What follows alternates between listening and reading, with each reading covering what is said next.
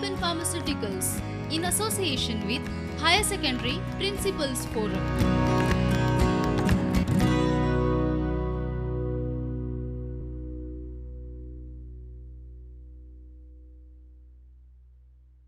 Welcome students to yet another class of political science.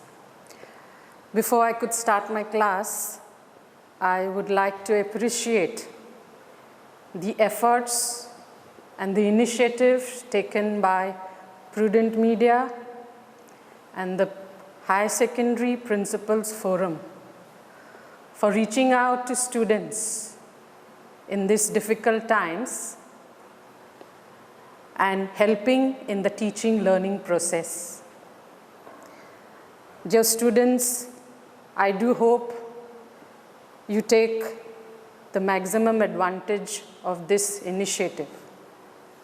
My class for today is chapter 6 of political science, that is international organizations. Okay, this is the 6th chapter in your political science book. Well, you have already done 5 chapters. I'll just go quickly. I'll recap what you have already done.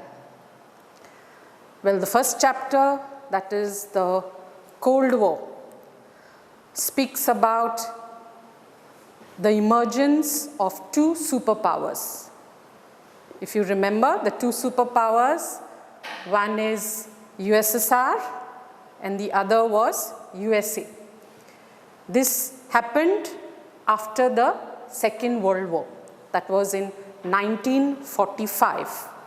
So after 1945, you had the emergence of 2 superpowers, that is USA and USSR. In the second chapter, you studied the end of bipolarity. That is how one of the superpowers disintegrated. Okay, one superpower that disintegrated was USSR. So you had USSR that was no longer a superpower, and we had only one superpower that remained, that was USA. So that was your second chapter.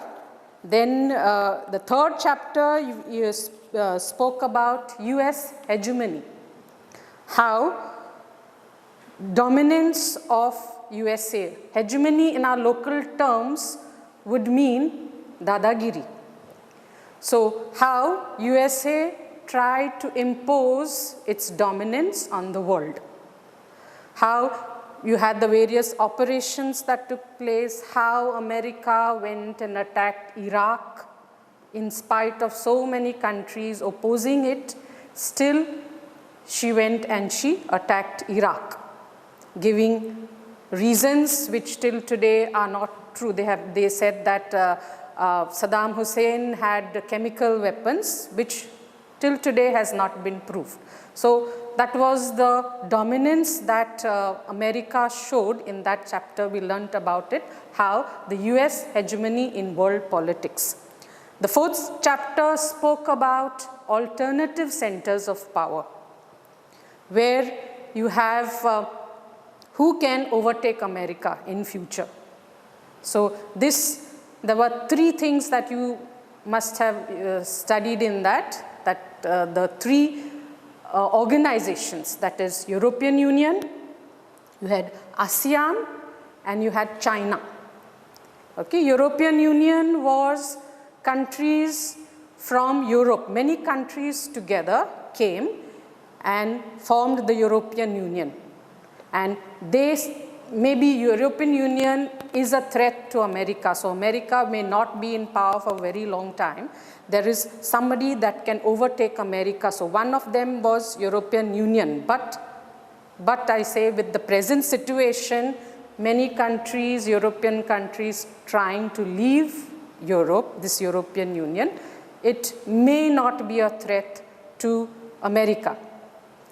The second that that you must have studied is ASEAN, Association for Southeast Asian Nations. This is the the South countries, the Southeast Asian countries that came together. You had five Asian countries, Southeast Asian countries that came together to form this ASEAN.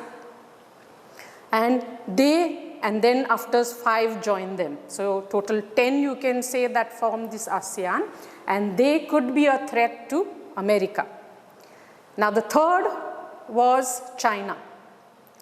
Now China country alone could be a threat to America, and it's mentioned in your textbook by 2040 China can overtake America as a superpower. And the process you can say has started now, where China with this pandemic has put America on the back foot. Okay, it has not been proved that everybody blaming China, it has not been proved yet, but China has put the entire world on the back foot, and especially America. So that statement in your textbook saying that by 2040 China will overtake America as a superpower may come true, maybe even earlier. So China is one country that can overtake America as a superpower. Okay, so these 4 chapters were connected, and then we had the next, that was the contemporary South Asia is the next chapter. That's the 5th chapter in your textbook, contemporary South Asia. And this chapter speaks about countries in Asia, and there is one small cartoon in your textbook if you go through your textbook, and it's mentioned there. Why couldn't this chapter be called as Indian hegemony? Okay, that was a very nice statement that was made there, because why it is made, if you see the countries mentioned in this chapter, and especially in South Asia, you have Pakistan, you have Sri Lanka, you have Maldives, you have Bhutan. So these are countries which are smaller than India. Okay, Sri Lanka was there. So these countries that are less dominant than India. So that is why that one small cartoon which is put there, why couldn't this chapter be called as Indian hegemony? Because India is the dominating country there. Okay, so that was contemporary South Asia, and now we are coming to the 6th chapter, that is international organizations. Okay. Now here in this slide I have few international organizations. These are mentioned in your textbook. Maybe one of them is not there, but the others are there in your textbook. The first one is the International Monetary Fund. Okay, the first international organization that is there. Now what is the function of this?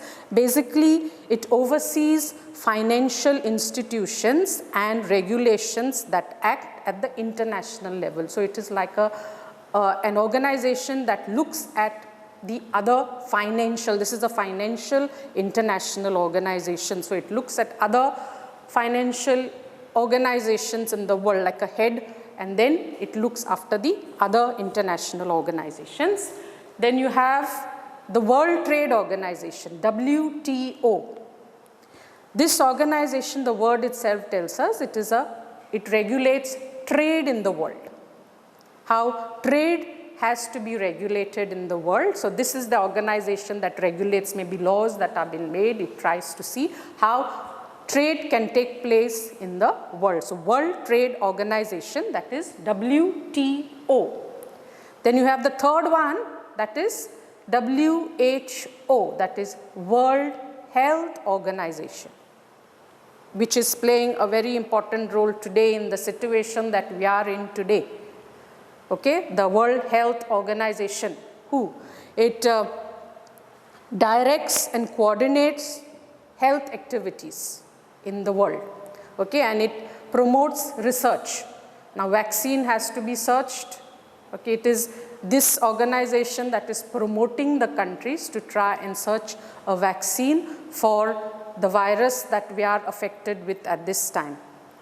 Okay, so that is the World Health Organization, an international organization that is there. Then you have the next one is IAEA. It is International Atomic Energy Agency. The word, what is the function of this is to see that nuclear energy is being used for peaceful purposes and not for military purposes. So that is the work or the aim of this international organization, that is International Atomic Energy Agency. Okay, so this is the agency that sees that the nuclear energy is used for peaceful purposes. Okay, there are countries dominating in this and they are doing what they want, especially America. There is the 5 permanent members, we are going to that later, and they dominate. Okay, try to suppress others from having these nuclear weapons, from having this nuclear energy being used. The last one is the World Bank. Okay, WB is the abbreviation for this. WB is the World Bank, which gives loans to the countries for different purposes. It could be for education, it could be for agriculture, it could be for industrialization. So it is an organization that provides loans to countries to try and bring about development in the world. So that is the World Bank. So these are a few international organizations. It's there in your textbook. There are many more. I've just put a few here in the slide. There are many more of these international organizations that exist. Now we come to why international organizations? Why are these international organizations needed? Are they really needed? First point, find peaceful solutions to contentious issues. Okay, to find peaceful solutions. Contentious issues that countries don't agree on. There's disagreement among the countries. So to find peaceful solutions is one of the aims of these international organizations. You know, countries today are in conflict. Majority, most of the countries you'll see are in conflict with one another. So to try and see that these issues can be solved peacefully. So that is one of the function of the international organizations. The second function is work unitedly to solve challenging issues. Unitedly, come together. So that is another function of these international organizations, to try and see that these countries come together and cooperate and try. Unitedly would be cooperate with one another and try and solve problems. Now, example in this could be our pollution, global warming. Now, what is happening is the developed countries have already done their development, their industries have already started, and it is the developing countries now that are starting their industries. And what is happening? It's a blame game that is taking place. The developed countries are blaming the developing countries for creating pollution, and the developing countries are saying the developed countries have already polluted the environment. So this is that blame game that is going on among the countries. So what is the aim of these international organizations is to see that together we can try and solve these problems. So blaming one another will not help. It will not bring about a solution. So try to get the countries together. Try to get them to cooperate and see what can be done to solve this problem of global warming. What are the measures that can be taken? So all together they agree that certain measures have to be taken to try and solve this global warming. Another example of working unitedly will be in the field of health, disease. Okay, again, I'm coming to the present situation we are in. I spoke about the World Health Organization asking countries to have a vaccine. Okay, research is going on in almost, you can say, many countries to find a vaccine for the virus that we are affected with. Now, cooperation, how will it be cooperation? Now, if one country finds a vaccine, they have to see that they distribute it, they supply this to other countries. If they be selfish and say, we are not giving it to you. Okay, whichever country, it could be India also that has the vaccine first. So if India says, we are not going to give it to you, we are going to cure our patients first, our people first, and then we will distribute it, that will not help. So cooperation will be that you try, all the countries try, okay, whichever country has that in the present situation that I'm talking, if any country gets this vaccine, try to distribute it and try to get this disease, this virus eliminated fast. So this is a new disease that we have. It can be even for the old disease. How we can prevent disease from spreading is when each country tries to inoculate or vaccinate their population. So when you're traveling to another country, the country tries to vaccinate its people and then they move to the other country so that you don't spread your disease or you don't get infected by the other disease, the disease that is present in the country that you're visiting. So in this way, you can have cooperation that takes place. Cooperatively, countries can work together to try and solve problems. So two examples, one is of global warming, one is of disease. That can be solved when countries work together. The next point is provide ideas and information on how to cooperate. So the international organizations have to see that they provide mechanisms to the countries to try and cooperate, maybe frame some rules where member countries have to follow these rules. If they don't do it, maybe they get some punishment or whatever. So it is the duty of these international organizations to provide ideas and information on how to cooperate. So different mechanisms that can be used by international organizations to see how the countries cooperate, maybe in solving problems, in trying to get the world united. Okay, so these are three functions of international organizations. Okay, one is find peaceful solutions to contentious issues, work unitedly to solve challenging issues, and provide ideas and information on how to cooperate. So peaceful solutions, to work unitedly, cooperate with one another, and then they are to provide information on how to cooperate and try to solve the problems. Now, the next slide that I have is on United Nations. I did not show you that the picture in my first slide of international organizations, mainly because this chapter speaks about United Nations. The international, although the name of the chapter is International Organizations, the main focus on this chapter is on United Nations. It is United Nations Organization, UNO, but it is also called as United Nations.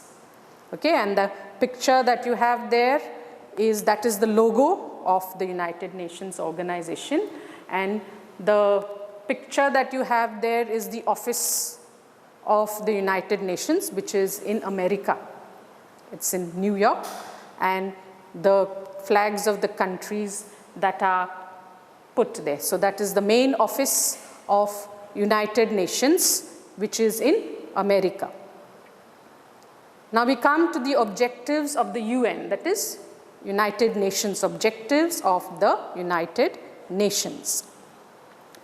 First, to prevent international conflict. Same like what we had for the Y international organization, same points are here of to prevent international conflict. So try to prevent wars from taking place. Okay, the main aim will be to prevent wars. You know, in a war there is so much of bloodshed, there is so much of destruction that takes place. So one of the main objectives of the UN is to prevent international conflict, try to avoid war from taking place. So try to get the countries to dialogue when there are conflicts, when there are issues, contentious issues that was been mentioned, where certain issues that the countries don't agree on.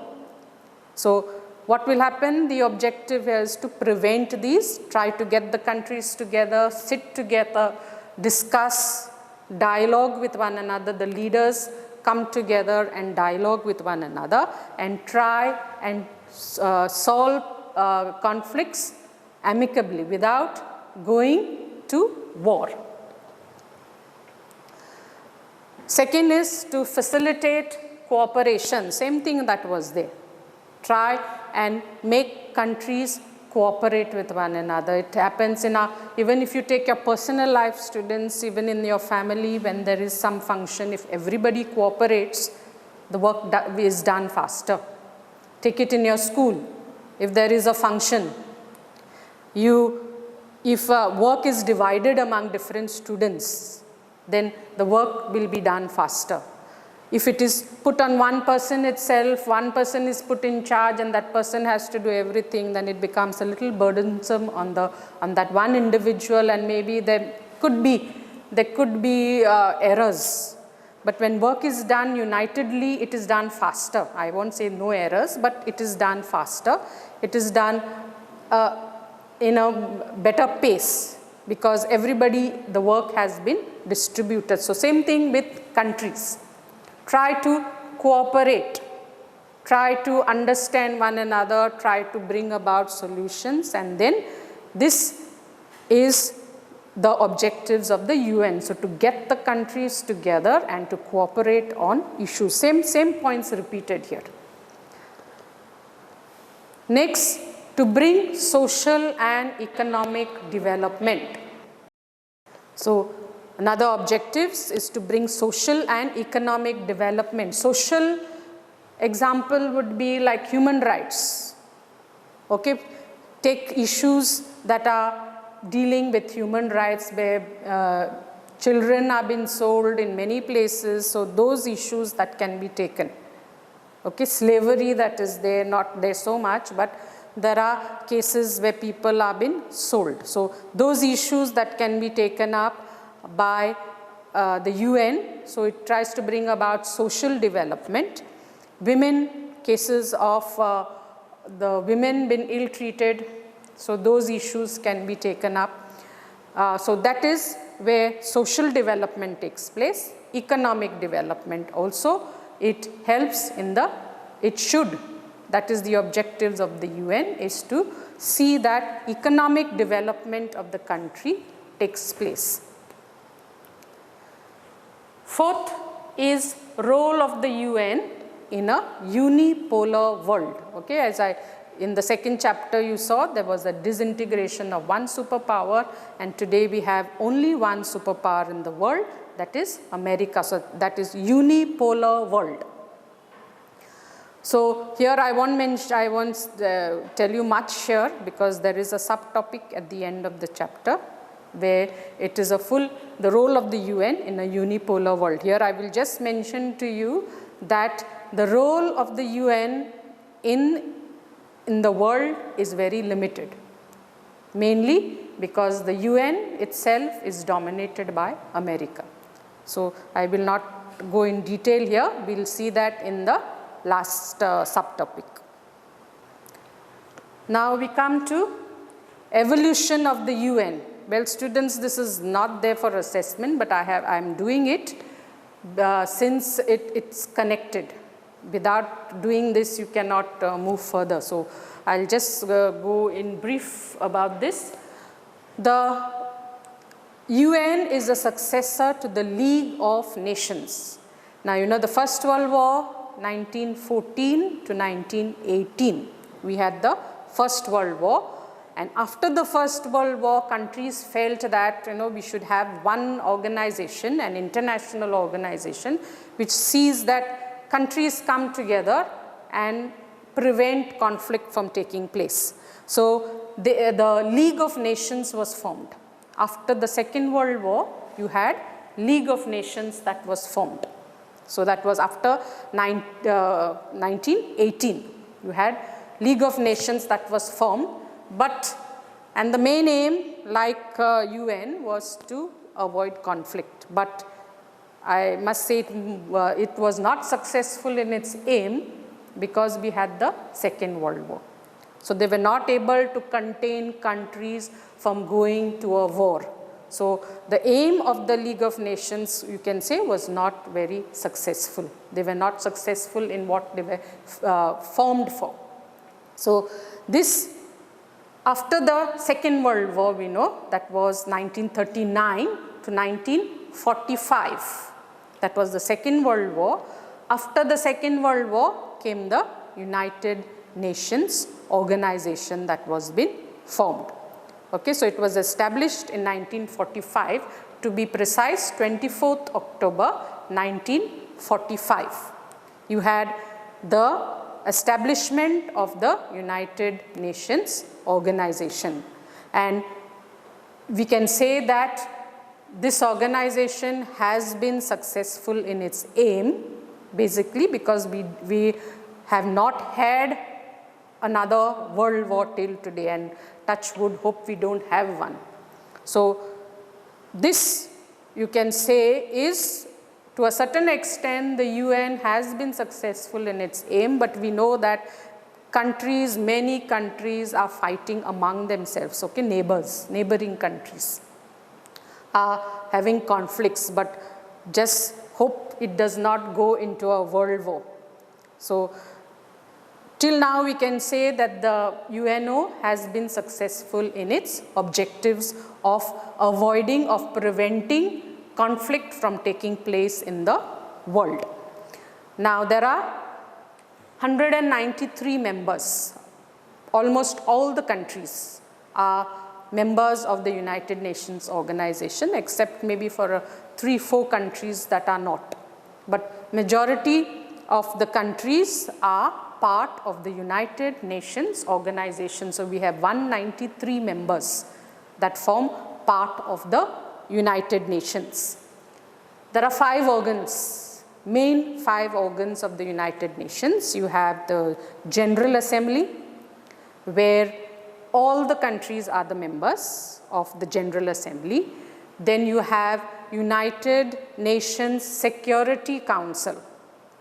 There are 5 permanent members and 10 non-permanent members. So 15 which make up the United Nations Security Council, one of the important organs of the United Nations. That is the United Nations Security Council. Then you have Economic and Social Council, third. Then you have the Secretariat, and you have International Court of Justice. These are the 5 organs, main organs of the United Nations. There are others, but these are the main 5 organs of the United Nations, which among these, the United Nations Security Council is the main one that takes the decisions. General Assembly, all the members, all the countries are part of the General Assembly. Whoever are members of the United Nations form part of the General Assembly. Permanent, non-permanent members, I told you, there are 5 permanent members, there are 10 non-permanent members. 5 permanent members, important countries are USA, Russia, China, France, England. 5 permanent members of the United Nations that take the major decisions. But I must say among these it is America that dominates again. Okay, America that takes majority of the decisions, and even when it went and attacked Iraq, there was nobody that could stop them. Although there are 4 other countries that were there, they were not able to stop them from attacking Iraq. And I told you, he gave all the wrong reasons and they went and they attacked Iraq. So this is 5 permanent. There are 10 non-permanent members that change after every 2 years. They have been elected, and India has been elected for this term now, 21-22. It's beginning of 21 to end of 22, India is been elected, and it's not the first time. It's not the first time that India has been elected as a non-permanent member. This is the 8th time. So 7 times before they have been elected to this as a non-permanent member, and this is the 8th time that India is been elected to the United Nations Security Council. So you have 5 permanent, non-permanent. The 5 are very powerful countries that dominate the world. Okay, then we have the next is, what are the criteria for new permanent and non-permanent members to become a member?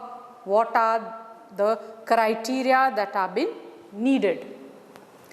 Now first, it has to be, the country has to be a major economic power. Why? Well, there is a lot of criticism for this students, but we'll go through that. Okay, there are lots of opposition to it, or lots of questions that have been asked, but we'll just go through those. What is the criteria that is required? One is a major economic power. The country has to be a major economic power. So money-wise, it has to be a little powerful. Second, a major military power. So the army, it has to have a strong army where it can help the United Nations maybe. So that is a major military power. The country has to be a major military power. Third point, a substantial contributor to the UN budget. So there is a budget, a UN budget. So this country has to contribute to this budget, a substantial contribution. A big amount has to be contributed to the UN budget. That's another criteria to be a member. So if you want to be a member, you have to contribute to the UN budget. So that is another criteria. Now, the next is a big nation in terms of its population. So population wise, the country has to be large. It has to have a large population if it has to be part of the United Nations.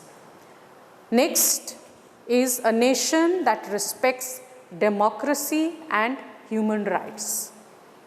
So a country that has democratic government and human rights. It respects human rights. So this is another criteria. Democracy, if you see, China is not a democratic country, but it is still part of the United Nations. That's a question mark there anyway. So, but that is a requirement, okay, where a nation that respects democracy and human rights. So democracy meaning freedom that has been given to the people to express themselves and to the needs for a democratic government. The last criteria we have, a country that would make the council more representative of the world's diversity in terms of geography, economic systems and culture. So country that would be represent world's diversity. So a country with diversity should be, geographical diversity should be included in the United Nations, so that there is diversity that has been represented in the United Nations in terms of geography, economic system and culture. So I told you there are criticisms for this. Okay, so questions that have been asked about this criteria is how big economic power? Okay, how big the amount is not been mentioned. Okay, a particular amount is not been mentioned, so how big? That is the question. Second is about military power. How big? These are questions that have been put forward. This was a criteria that was there long back. So now countries are questioning because they are not getting representation in the United Nations. So they are questioning. How big should the military power be? How big should the economic power be? How much? Then another thing is about the population. How big should be the population? How much? How much should be the population? So these are just terms that have been put there, but they have not made it very specific. So there have been questioned, they have been questioned now. How much? How big? These are questions that have been put forward to try and get more countries to represent the United Nations. Okay, so this is with regard to the criteria. Then we are going to the next, that is India's claim.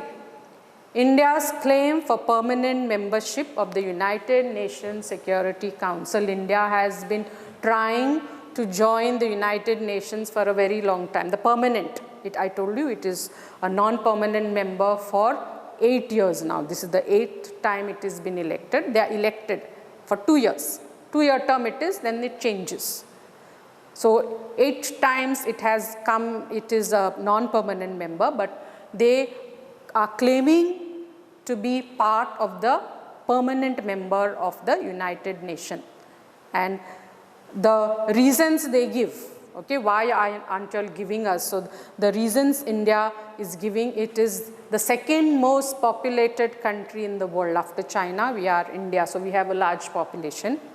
We fulfill that criteria that we have a large population. So that was one of the criteria that was there, that the country should have a large population. We have a large population. We are the second most populated country in the world. Okay, China is there, we are second. World's largest democracy. Okay, one criteria was to respect democracy. Here we are the largest democracy. So that criteria also we fulfill. One is we are populated, we have a democratic government. Third is we have participated in all initiatives of the UN, especially in the peacekeeping efforts. So all the initiatives that the UN has taken, we have cooperated with them. So why aren't we getting a chance? So these are the claims which India is putting forward. See, we have all this. We have population, we are the largest democracy, we have a democratic government right from the beginning of our independence. We have participated in all the initiatives of the UN in the peacekeeping efforts that have taken place. We have cooperated, we have participated with them. Our economy is emerging. We have economic emergence on the world stage. Okay, our economy is emerging. We may not be a big power, but it is emerging.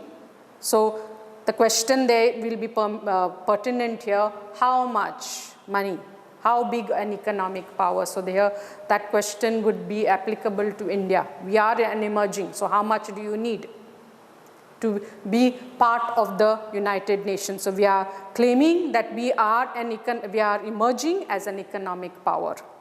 So we need to be part of the United Nations organization. Then regular financial contributions to the UN. We spoke about criteria, contribution to the UN budget. Here, India is saying that we regularly are contributing to this UN budget. We are contributing to the budget that is been needed. We are contributing. So how much? Again, the question would be here, how much? And if we are part of this, naturally it signifies importance in the world affairs. So this, being part of the United Nations naturally gives us that importance, and it will help us in our foreign affairs.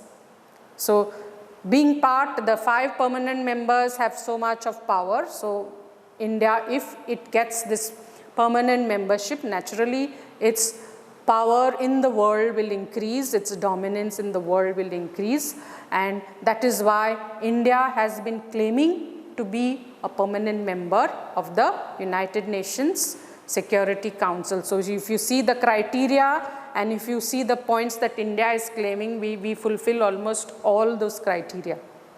And still we have not been given this permanent membership, and one of the reasons could be our relationship with Pakistan.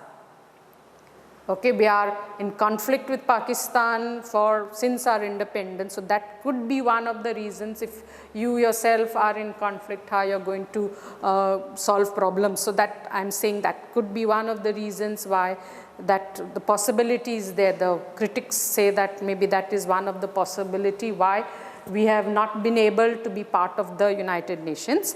And secondly, it is China. China has been opposing India from being part of the United Nations, because also another factor could be we are a developing country. So if we are given membership, if we become part, then the other developing countries also will ask for membership. So it is difficult. It is a difficult thing, demand or a claim by India, but let's hope in future we do become part of the United Nations. But at the moment it is a difficult proposition that we are making. Here, this is the last subtopic that we are come to, is the UN in a unipolar world. I told you there, it is only, I told you the UN has a limited power. In the United Nations, they hold a limited role in the United Nations. Now why, we'll see here. First point, the first point I have taken is a limited role in the United Nations. Okay, since we saw after the Second World War that we had one superpower that was there, that was America. So they are the ones that are dominating in the world. Being a sole superpower, they are financially very strong. Military wise, they are very strong. No country, you can say, single-handedly maybe will be able to fight America, except I can say China. Okay, so as we have already seen that they are going to overtake maybe America in near future. So there is nobody financially that can defeat them. There is military wise, they are very powerful. So that dominance they have.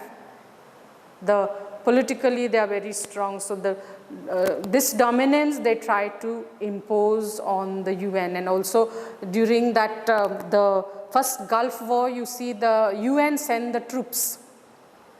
Okay, the UN sent the troops, but these troops were dominated by America. America army was the largest, the American soldiers were the largest number. So they are the ones who call the shots in the UN. So because of being a sole superpower, military wise, economic wise, it is very strong.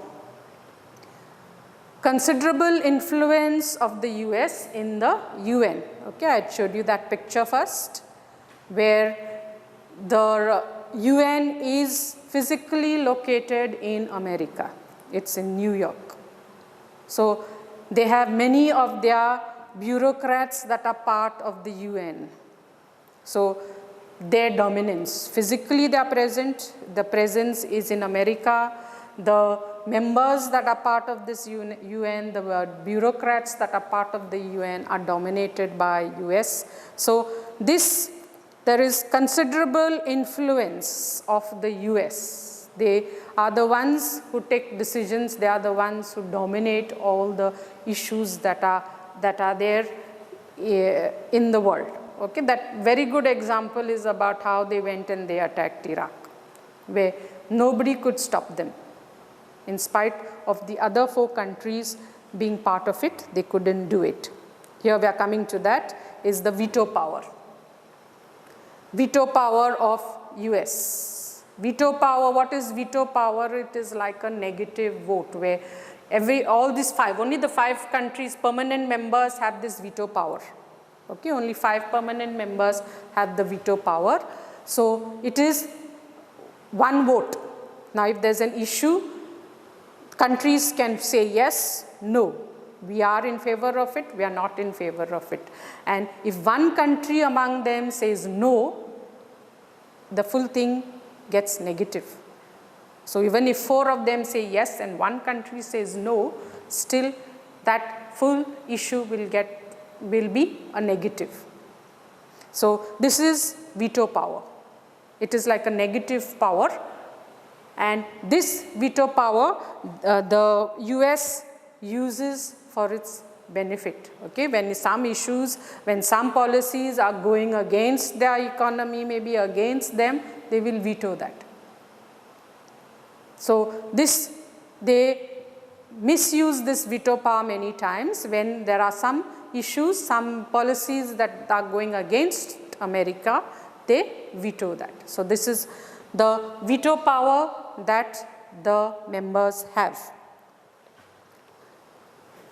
It's a mediator between US and the world.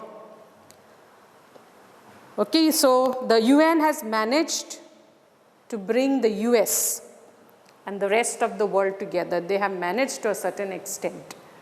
Okay, so it is a mediator between the US and the world, the UN.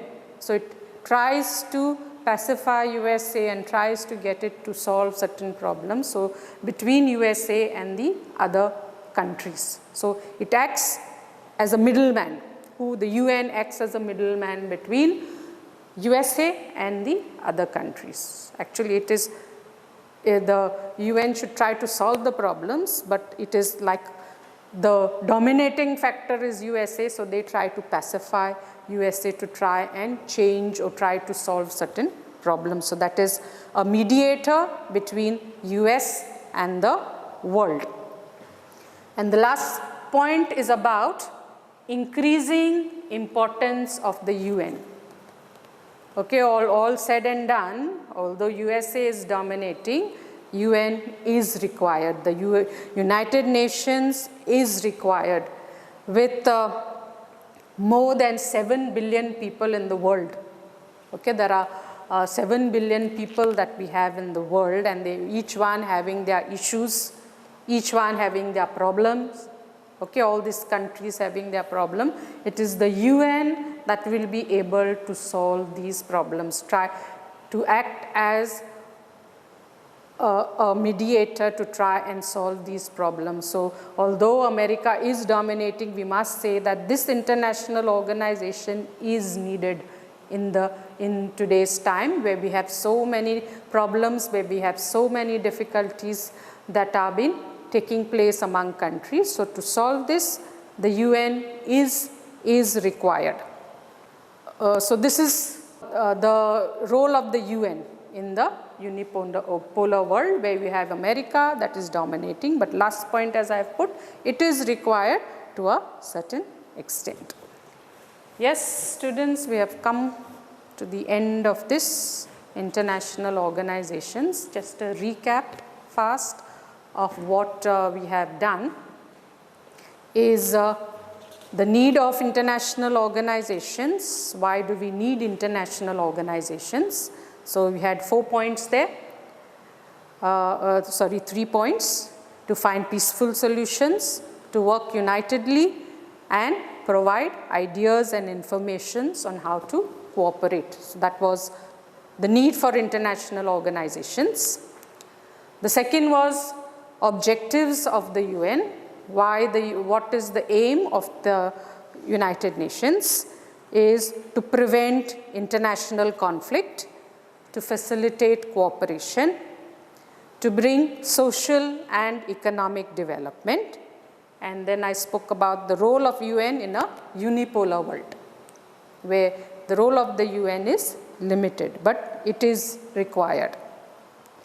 Then the next was India's claim for permanent membership of the United Nations Security Council. So India's claim, we spoke about how we first spoke about the criteria and then how India is claiming. We fulfill, you can say, almost all of the criteria that are needed to be part of the United Nations, but still we are not getting this permanent membership. Okay, I told you reasons was Pakistan, a conflict with Pakistan. China is another hurdle for us. Then if we are a developing country, so if we are given, there will be so many others that will also demand to be part of the United Nations. So these are certain hurdles, certain blocks that are there for us to become part of this United Nations. And the last was the role of the UN in a unipolar world. So limited role of the UN, considerable influence of the UN, of the US in the UN, the veto power, and it's a mediator. And the fourth point was about increasing importance of the UN. Okay, students, so these are the four main things. I have told you lots before, but these are the four main topics that can come for assessment. Okay, and this chapter carries 5 marks for the board exam, 5 marks, and 3 marks for your formative exam, first formative. So this is the last chapter for the first formative. The 6 chapters you have for the first formative. We don't know when are the first formative exams, but let's hope it is fast. It will be better for you also, so that those internal marks can be counted. So concentrate on these 4 subtopics for your internal, for the formative exam, first formative exam. Yes, students, wishing you all the very best, and let's hope the situation improves and we have our exams and everything goes well. Thank you. Prudent Scholars, powered by Lupin Pharmaceuticals.